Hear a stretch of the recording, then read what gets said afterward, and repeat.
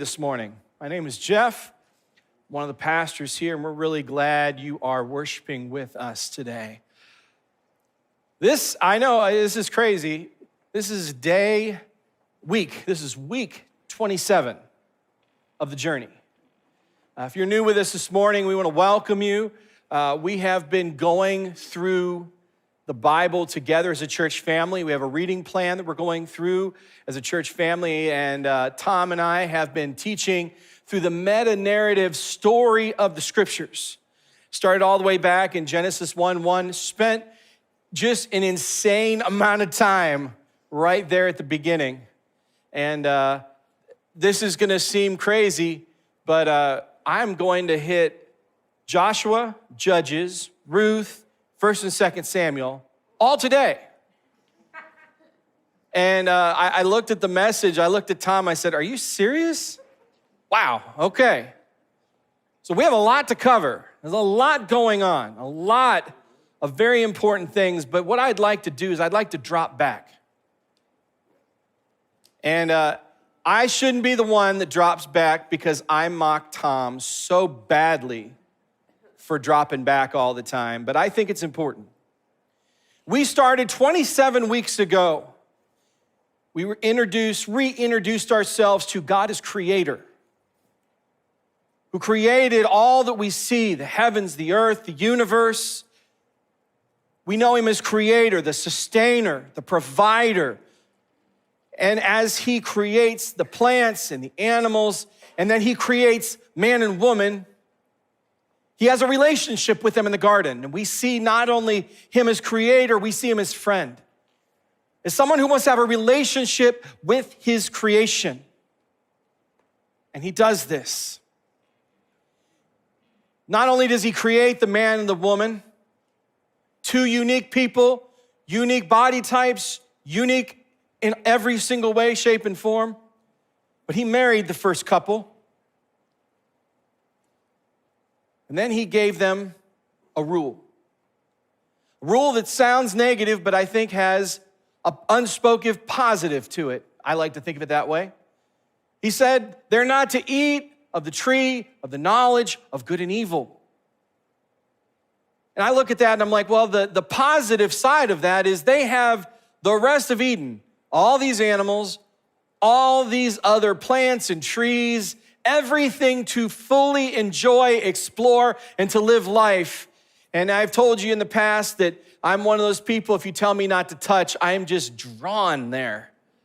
And even though they had everything, the expanse of Eden, everything they could ever imagine and hope for, they were drawn to the one thing that they could not and should not have.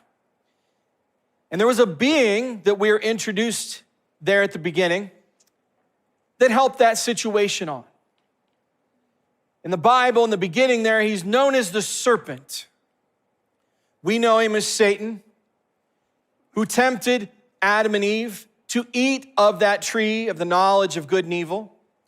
And God had warned them, if they ate of it, they would die. Not fully grasping the depths of what that means. And what we learned very quickly is death is a lot bigger and a lot deeper than we understood. There are three things to death.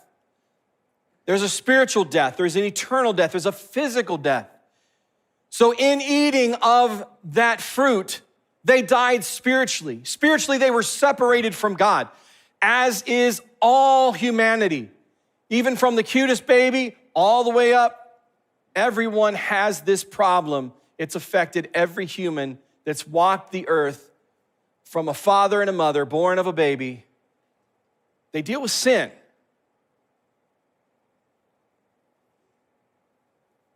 They also have eternal separation from God. They would one day die. They would have that physical death. But unless there was something done, they would be eternally separated from the one that they walked through the garden and enjoyed with. And thankfully, God didn't just leave them there lost. We find that as men and women do, we try to hide our sin. They try to cover our sin. We don't think anybody else is looking, anybody else is knowing what is going on. So they take fig leaves, they cover themselves because they realize they're naked. They hide. And then God comes to walk and talk with them, and they're hiding from them. And is God completely oblivious? Is God playing hide and go seek with them? Adam and Eve, where are you? No, he knows exactly where they're at. God knows exactly what they have done. They have broken the one rule that God gave them. They had sinned. And because of that sin, now they would be separated from him. Though they tried to cover everything themselves, God was not going to allow it, and God killed an animal and provided them clothing. We learn in the Bible, without the shedding of blood, there is no forgiveness of sin. So God shed the blood of an animal and made a covering for them. And we find that God is not only creator, sustainer, provider, and friend, but he is also someone who redeems and delivers and loves his people deeply. One of the main verses we've talked about is Genesis 3:15, where God makes a promise that one day he would send someone. We call him the snake crusher. We call him the seed. We call him the deliverer. One day someone would be sent to deal with this sin problem because man cannot do it. I can't erase my sin problem. I can't deal with it myself. I can't pay for it myself.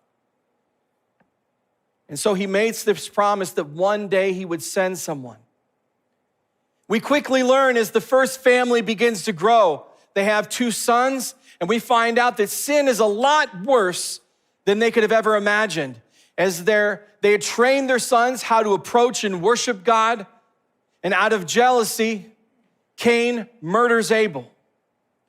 So we have disobedience, we have jealousy, we have murder, and blood is shed. Time goes on and some people remain faithful to God. But in reality, people get worse. People, just like Adam and Eve in the garden, choose not to trust God, choose to reject him, to not trust him, to not follow his way, and they begin living their own way, their own path, their own way of life. And sin begins exploding. Murder, polygamy, perversion, anger, hatred, pride is welling up in the world to the point that God chose a man named Noah. Was Noah perfect? No, he was not. Remember, no matter who God chooses, all he has to work with is a pool of filthy sinners. But God chose Noah to be the one that he would save and restart things with his family. So we have that amazing story in the Noah's Ark. They come off the ark. Noah makes a sacrifice, and then Noah makes a terrible mistake. Something awful happens because sin is still there. Even though they were protected on the ship and God brought them through the waters and protected them, they still had a pervasive sin problem.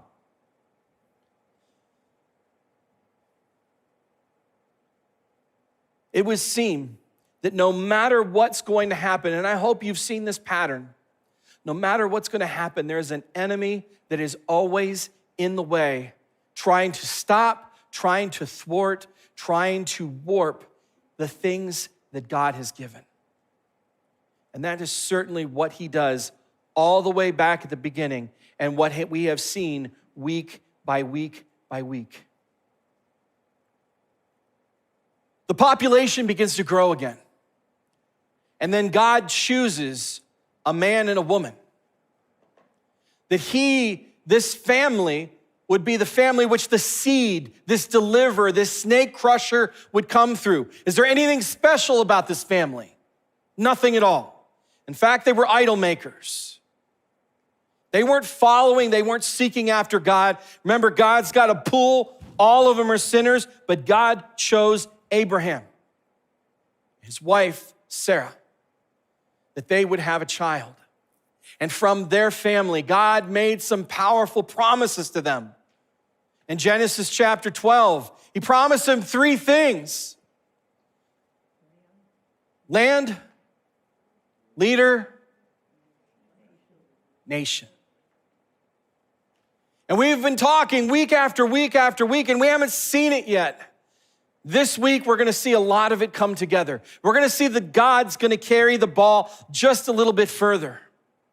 So Abraham has a son. His name is Isaac.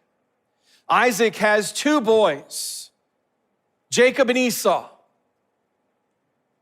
One, a weak mama's boy. The other, the hairy manly man. Both sinners, both wicked, both selfish, but God chose Jacob. Jacob was the deceiver, supplanter. He actually, when God chose him, looked more like someone who followed Satan or the serpent than he did follow God. And boy, did God take Jacob on a journey to make him more look like God and how God wanted him to look, until he got him into a place of obedience. God was still working. God reaffirmed his promise from Adam and Eve, from Abraham to each of the children as he went on. And we find that it's through the sons of Jacob that the entire family ends up in a place known as Egypt. And that's where we picked up the story of Moses. Yeah, I'm flying right through it. We pick up the story of Moses, where this little family, I think of about 70 people, had grown to several million. And the Pharaoh doesn't want anything to do with these people, because the Pharaoh represents, of course, the enemy, the wicked, evil sin of the world. And he wants to destroy this blight known as God's people, the Jews. And so he does everything he can to try to institute a way to destroy God's people. And as God does, God starts with Moses and begins a pattern of sending a deliverer to his people. And we're gonna see this pattern carried on this week for quite some time. You see, a pattern that starts with people failing to follow God, crying out to him when they are oppressed, hurting, and struggling. God sending a deliverer,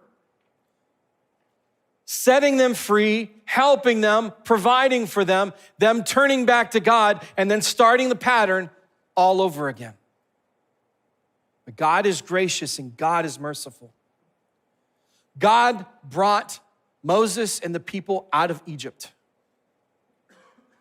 He powerfully showed his amazing power to Pharaoh and to his people and to all of Egypt. The mega power of the day was brought down by the hand of God, because no power can dare ever stand against him. And so the people leave, and God does some miraculous things to bring them out of Egypt and bring them into the wilderness. They go to the mountain, Mount Sinai, where God reintroduces himself to his people. There on the mountain, he teaches them how they are supposed to live, that he's called them to be a kingdom of priests, his representatives to the world. You're to take who I am to the world and teach the world about the one true living God. And not only does he give them the law and teach them the pattern of how to approach him, but he makes a tent among his people. We say he tabernacled among his people. The tabernacle was built, and it was a place where they could be, God could be in the midst of the camp, in the center of his people, and God loved his people. And how did they do? Great success? No, not great success. Failure again. Again, the pool is nothing but people who are sinful, stricken and broken by sin. So there they are in the wilderness, traveling, heading to the promised land, complaining, not enough water, not enough food. I don't like the food you gave. They finally get to the point where they could go into the promised land, and instead of trusting God and going, they complained again against God and said, you know what? We should send in some people to kind of check out the land. Maybe what God's given us isn't quite good enough. Because I remember those leeks and the onions, and we had some good food way back in Egypt when we were slaves, but it was the food. The food was good. That's all that really matters. And they complained and they whined to the point that they said, you know, I wish we'd just die in the desert. What are you doing with us here? And God said, okay, fine. If that is your heart, you will not trust me, and you're saying you want to die here in the desert, fine. There are times that God gives us exactly what we ask for, and we got to be careful the thing that we ask for. An entire generation passes away there. 40 years in the wilderness. I feel bad for Moses, dealing with all the whining and complaining and traveling about. It's a lot for anyone to deal with, and he was up there in years, to say the least. But there they were. The 40 years had passed, a new generation stands before them, and God told Moses, speak to the rock and the water come out, because again, the people were complaining. And Moses showed a lack of faith. Moses, instead of speaking to the rock, grabs his staff and he hit the rock twice. Water did come out. But Moses didn't trust God in that moment. He didn't realize that if he just, it seemed like such a foolish thing to talk to a rock. Hey, rock, how's it going? Let's have some water. All he'd have to do is talk to the rock or just say water, and water would come forth. Moses decided to do it his way. The common problem we have dealt with from the beginning. Sin leads humanity to try to handle life on their own terms, deal with God however they think they want to, and God says no. That's where we pick up today. That's where we left off last week. Moses is not allowed to go into the promised land. When I was younger, I looked at that and I felt bad for Moses. I'm like, Moses got a raw deal. What in the world is that? That is not fair. All he did was hit a rock. Anybody ever thought of that before? Let's just be honest. That seems a little bit unfair for God to do. But that's what the journey is for, guys. As we establish God as creator, God sets the boundaries of the universe. God tells us what is right and what is wrong, and we don't get to make up things for ourselves. And having such a small view of things, I look and go, God, you're not being fair to Moses. I don't like that. You're doing that. And I failed to see that God was giving Moses something greater than the promised land. You ever looked at it like that before? He wasn't missing the promised land. Moses was getting heaven. I don't think he got the raw deal. I actually think he got the best deal. Before Moses dies on the mountain and God buries him, he passes on his leadership to Joshua. We'll be passing through a lot of books this morning. We're starting in Numbers 27. Before Moses passed away, God said, you shall invest him with some of your authority. that all the congregation of the people of Israel may obey. And Moses did all the Lord commanded, and he took Joshua, made him stand before Eleazar the priest, Aaron's son, and the whole congregation. And he laid his hands on him and commissioned him as the Lord directed through Moses. I don't feel bad about Moses. The last thing Moses saw was his family and his loved ones crossing over into the promised land before he crossed over into heaven and was in the presence of God.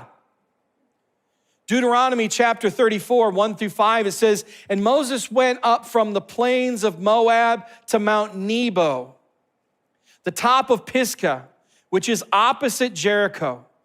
And the Lord showed him all the land. You have a picture, Daniel, of a man standing out there looking at there it is. That's the final photograph they got of Moses before he died. The one before this, Moses was turned around. It was a selfie with Joshua, and then Joshua went and led the people. But that's the final picture as Joshua was leaving him. I really appreciate they did that for us. It's a great picture. Go to the next one. So this is the view that you have from the top of Mount Nebo. And you look at this, you're like, that's kind of desolate. But what you're seeing here, to the left side, you see a body of water. That is the Dead Sea. And just if you look straight on past that, slightly to the right,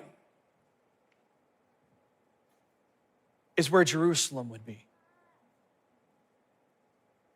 This is the land that the people would go in and conquer. God's holy land for his people. And this is the last thing that Moses saw before he breathed his last breath and opened his eyes in the presence of God.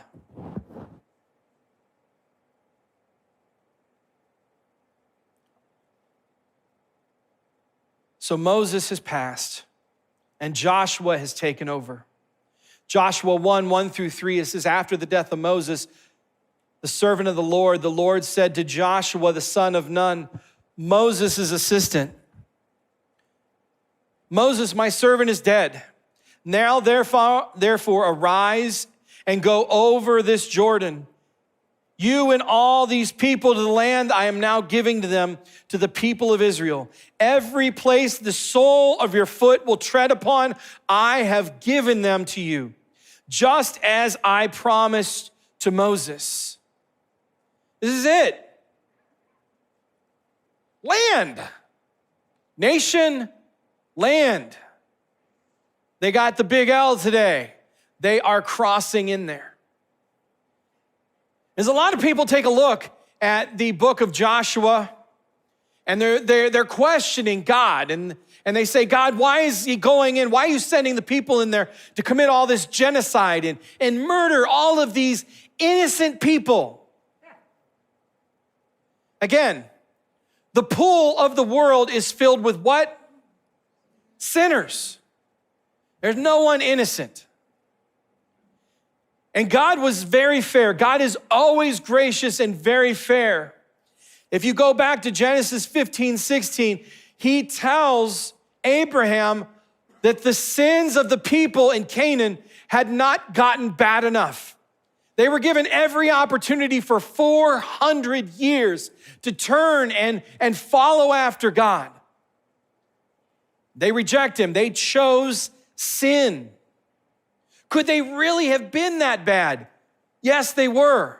They were so bad that God said, I need these people wiped out because they will be a temptation for you. The false gods that they worship, the gods of fertility, the gods of planting, the gods of this and that are going to be a temptation for you. And God warns them repeatedly.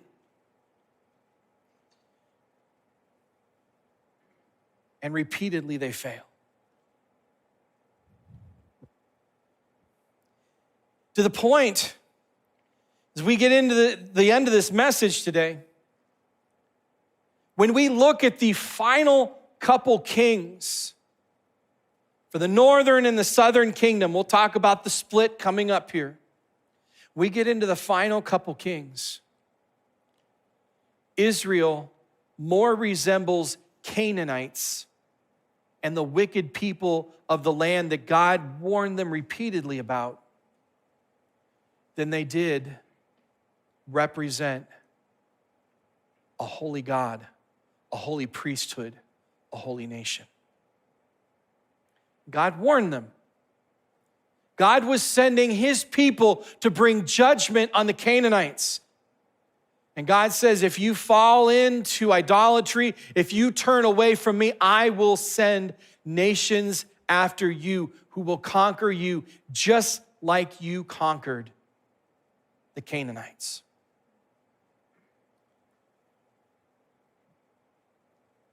They did a great job under Joshua. The people followed after God. They were doing what they were told. But then we get to the end of Joshua. Joshua is about to die, and he reminds them of the same thing that Moses said in Deuteronomy as he warned the people just before he was about to die. Joshua 23, 14 through 16. And now I'm about to go the way of all the earth. And you know in your hearts and souls, all of you, listen to this, not one word has failed of all the good things the Lord your God has promised concerning you.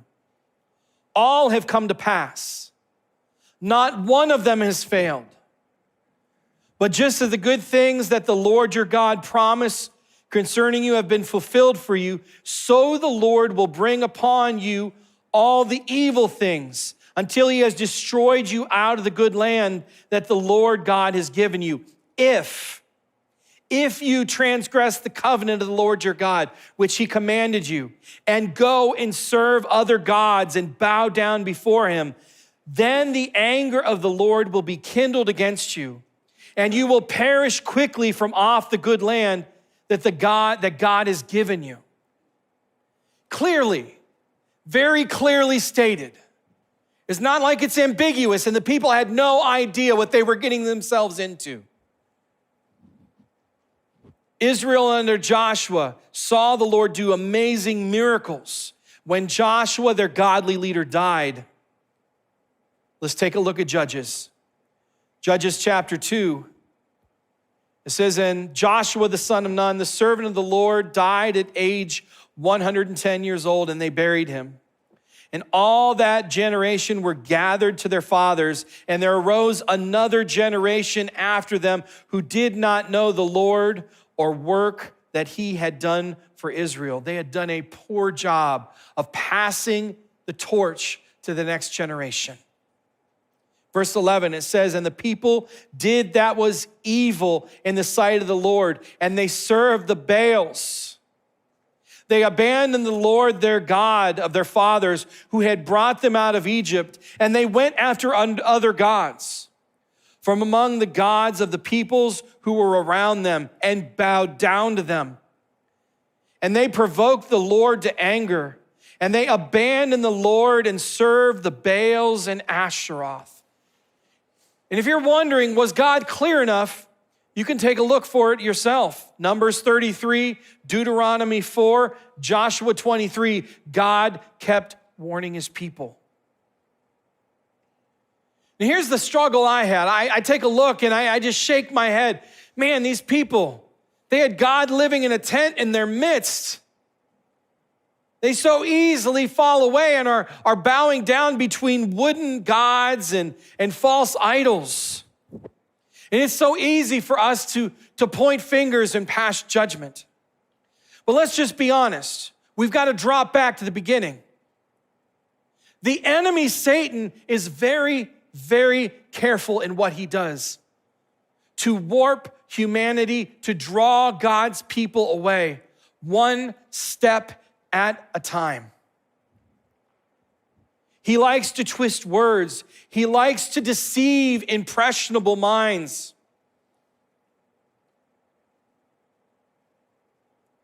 He doesn't want us to believe God and his word and to trust God alone for the forgiveness of sins.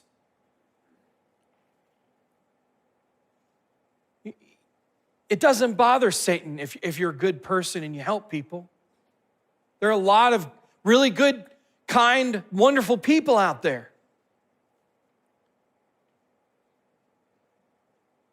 What Satan doesn't want us to do is to follow and obey God. You can be kind to all the people you want and friendly and helpful and do all the nice things. Satan loves that. Go for it. Do whatever you want. But when it comes down to it, he doesn't want you to follow after God. With Joshua's death, we move into the time of the judges. They were regional deliverers. They're not judges as we see sitting in a court. We talked about that pattern. People following God, they turn to idols. God brings judgment, sends a nation to attack them. They cry out to God. God sends a judge, a deliverer. And as we start the book of Judges, there are some pretty good ones at the beginning. But the amazing thing, Judges is such a bleak book. Very hard to read. I've read it through twice with a men's group. It is rough to read. Because when you get to the end of the book, not only does Israel look more like Canaan, the wording of the book is truly amazing because Israel looks more like Sodom and Gomorrah. And the wording at the end of Judges is said like that to get the reader's attention. The city that God destroyed, now his people look like the wickedness of that city. They were once led out of Egypt, set free from bondage, and now they're in the promised land, and they chose a new set of bondage. They chose sin. They chose to trust in their own ways, and they completely reject God. Judges ends in a very heavy way. It says, in those days there was no king in Israel, and everyone did that was right in their own eyes. That's what sin is. Living whatever I want by whatever standard I want. That's what the world tells me to do. Don't follow God. His ways are old, archaic, boring.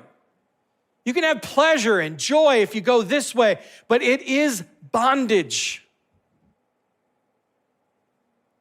What's amazing is what comes after Judges. Before we hit Samuel, we have this amazing tiny little book called Ruth. What a cool book it is.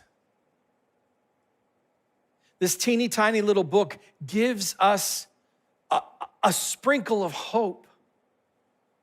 You end the book of Judges and you're just like, man, bad stuff, real bad stuff. And you read Ruth and you get to the end and you see God is carrying forth his promise again, because you see that Ruth and Boaz, they have a child, and that Ruth and Boaz are the great-grandparents of King David.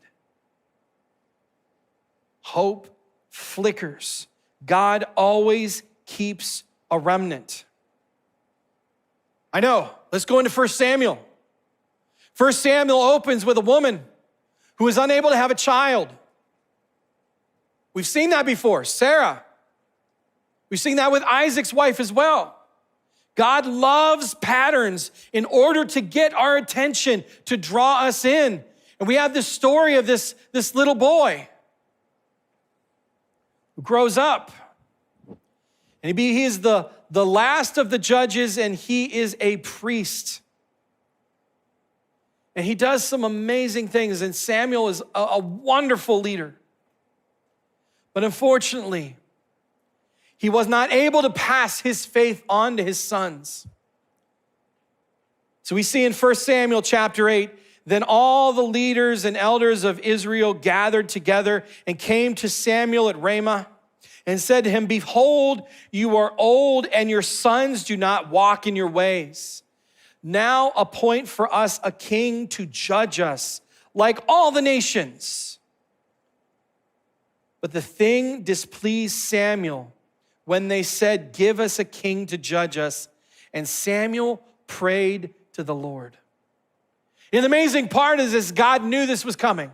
God is outside the realm of time. He sees past, present, future, all at the same. He knew that they were going to ask for a king. All the way back in Deuteronomy chapter 17, he gave very explicit laws and what a king was supposed to do. And they demanded, we want a king like all those other kings out there. Represent us well. So God gave them a GQ king. Guy who looked good on paper, but stank when it came down to it. And you read about Saul in the beginning, something is quite amiss with this guy. But he looked good. That's all the people cared about. He was handsome, he was tall, he was a little scaredy cat, he was hiding, he didn't follow his father's guidance and what his father told him to do. And so they got what they asked for. Again, we want to die in the wilderness. They died. They want a king just like the other kings. They gave him a handsome-looking, vapid person who was of no help and no spiritual guidance to the people. We soon get into Saul's reign. Saul starts out well, but as well as he starts out, he heads straight back down and becomes a complete failure. In 1 Samuel chapter 13, very foolish actions quickly show that he is not a good and godly king. And so Samuel was sent to the family of Jesse. We've heard that name before, back at the end of Ruth. Sent him to go anoint another king. And here we catch a glimpse of God's view and God's plan for a leader. Someone who no one except God would expect to do amazing things. 1 Samuel 16. And he came and looked at Eliab and thought, surely the Lord's anointed is before him. This guy's tall, he's handsome, but the Lord said to Samuel, don't look on his appearance, on the height of his stature, because I have rejected him. The Lord sees not as man sees. Man looks at outward appearance, but the Lord looks at the heart. And this is another pattern, because he goes through all the sons until he's like, well, God said one of them was supposed to hear. Do you have another son that I'm forgetting about? Well, yeah, he's out in the fields. No one pays much attention to him. He's the youngest. And so he brought him in, and that was the one. Kind of like a young man whose 11 brothers rejected him, faked his murder, sold him into slavery, and no one thought he would amount to anything in prison. He became a ruler in Egypt. Well, God is doing it again. God chose David. 2 Samuel 5, Saul is dead. It says, and then the tribes of Israel came to David at Hebron and said, behold, we are bone and flesh. In times past, when King Saul was king over us, it was you who led us out and brought in Israel. And the Lord said to you, you shall be a shepherd of my people, and you shall be a prince over Israel. So all the elders came to the king at Hebron, and David made a covenant with them at Hebron before the Lord. And they anointed David king over Israel. And David was 30 years old when he began to reign, and he reigned for 40 years. And the people of Israel, maybe it was in their mind, is this the one? Is this the seed? Is this the snake crusher? Is this the deliverer? Hopefully you've read through the journey and you know, no, David was by no means perfect. He was a man after God's own heart, because no matter what filth and shame he did, he always turned back to the presence of God and called on God's name. And David loved God. He stumbled and he did it imperfectly like each one of us, but he loved God deeply. David had a beautiful palace made of cedar, and gold was everywhere. And he looked at his palace one day and he says, I have this beautiful home. I enjoy my family, but God is still in a tent.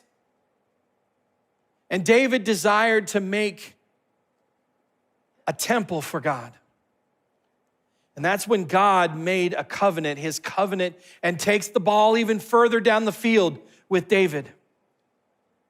Samuel chapter 7, it says, when your days are fulfilled and you lie down with your fathers, when you die, I will raise up your offspring after you who have come from your body, and I will establish his kingdom. He shall build a house in my name, and I will establish the throne of his kingdom forever. And I will be to him a father, and he shall be to me a son. When he commits iniquity, I will discipline him with the rod of men, with the stripes of the sons of men. But my steadfast love will not depart from him, as I took it from Saul, whom I put away before you. And your house and your kingdom shall be made sure forever before me. Your throne shall be established forever. In accordance with all these words, in accordance with his vision, Nathan spoke to David. The deliverer, the seed, promised back in Genesis, promised to Abraham, explained to the patriarchs, explained to Moses, is now we find that God has chosen out of all of Israel that it would come through David's family line.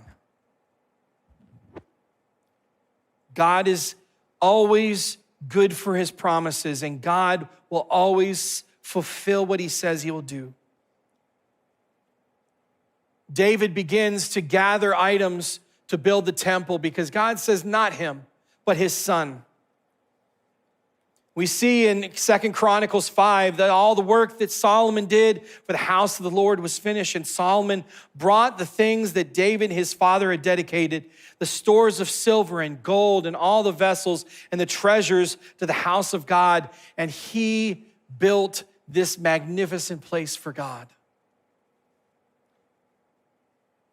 The temple is completed, and what I love here is the same exact thing when we talked about the tabernacle, God's response and the consecration and the setup of the tabernacle, God would do the same exact thing for the temple. Chronicles 7, it says, as soon as Solomon finished his prayer, fire came down from heaven and consumed the burnt offerings, the sacrifices, and the glory of the Lord filled the temple. And the priests could not enter the house of the Lord because the glory of the Lord filled the Lord's house. And when all the people saw the fire come down and the glory of the Lord on the temple, they bowed with their faces to the ground on the pavement and worshiped and gave thanks to the Lord, saying, for he is good, his steadfast love endures forever. What an amazing moment. The sad part is this amazing King Solomon didn't stay on the proper track. He got distracted by all these wives and all these relationships he built with foreign kings, and he acquired all these wives, and these wives brought in their false idols, and it turned his heart away for a period. All of that leading to his son, Rehoboam, becoming king. And it's amazing to read the book of Proverbs when Solomon is writing these things, and he's writing about what a wise son looks like. And Rehoboam shows up on the scene. He's not a wise son at all. And because of his foolish decision, the kingdom is split. And now we have two sets of kings. We have the southern kings with some great, wonderful, godly kings and some bad kings. And the northern kingdom, the larger side, had all bad kings with some really bad kings. But by the time they get to the end of all those kings, God's people more resemble the Canaanites than they do resemble the people of God they started out to be. They had God in their midst. His presence was in the temple. God knows how fickle our hearts are and how much we need to constantly remind ourselves that everything God gives us, His word and He, are completely dependable. We can trust Him.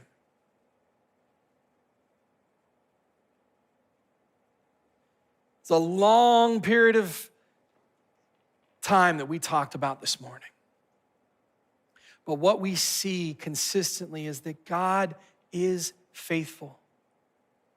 He makes a promise, He tells what's going to happen, and even the people can look back and read and remember, and they don't.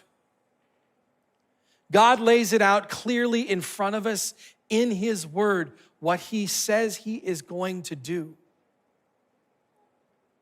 And what the enemy does is says, you can't understand the Bible. You don't have enough time. You should just watch that show. You should look at those videos or check out Facebook or Instagram. That's better. That's more important.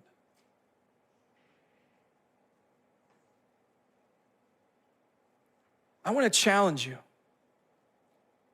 If you're not on the journey and you're not in the Word, get in it. If you're having a hard time keeping up with the chapters of the journey, I know it's hard. Believe me. I had a crazy thing happen in my life this last week and threw me way off. And I sprinted to try to get back on track, and I'm on track again. It's hard. But anything of value is worth doing because it's hard. So join in. This week, we're going into the book of Hosea. We're breaking 200 days that we've been on this journey together. Hosea is a great book to join into. I've spent the last couple days just digging and just filling myself with Hosea, and what an amazing book. And over, he chides and tells the people, stop following after idols. Stop turning after other gods. Stop relying on other nations and follow after the Lord your God.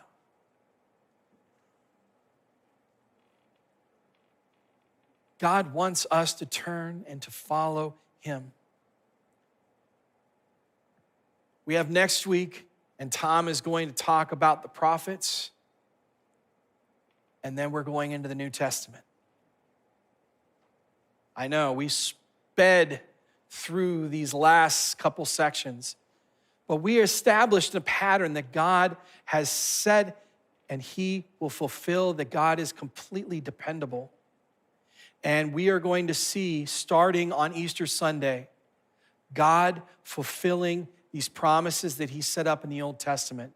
And we're going to see them all fulfilled in one person.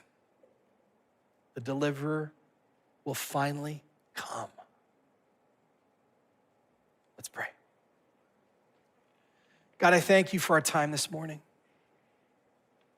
I thank You, God, that we can know You, we can know Your word, that we can fill our lives with it, Lord, and it changes us from the inside out. Help us all to have a hunger for You, God. To trust You, God. You are the dependable one. You are the one who is sure, the one we can always look to. You are our mooring point, God. I just pray, God, that You would be with us as we go from here today. Help us to represent You, our God and our King, to a lost world that is very confused on so many issues that You make crystal clear in the Word. And You call us to follow after You. Help us to follow You, Lord. I thank You for our time today. We ask all things in Your name. Amen. Thank you.